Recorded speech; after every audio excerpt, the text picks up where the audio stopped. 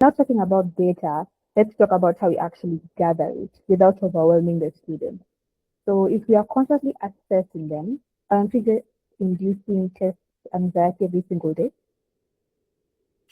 Well, this is the genius of how we design our instruction. So we use UDL, Universal Design Learning, and we also pair that with experiential learning and gamification.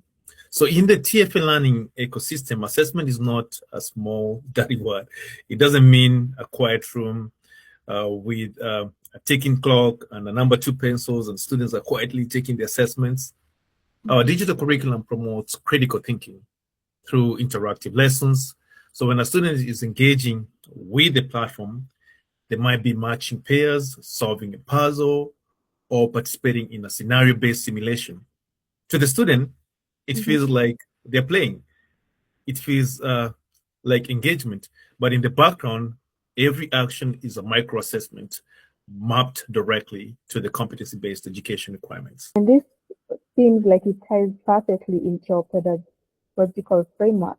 Can you remind our listeners how the PCTF loop factors into all this? So the PCTF stands for plan, connect, teach, and feedback. So we intentionally plan for the content and let the teacher connect with the student, know the student weaknesses, teach, and then provide feedback. So the analytics power or the feedback loop is very essential because the assessments are real-time, the feedback is instantaneous. So if a student gets a concept wrong, the system immediately provides a localized, contextualized hint to guide them to the right answer.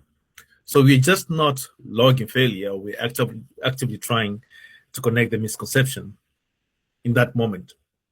So I agree that the continuous feedback is a secret sauce to mastery. It prevents small misunderstandings from snowballing into massive deficits in education.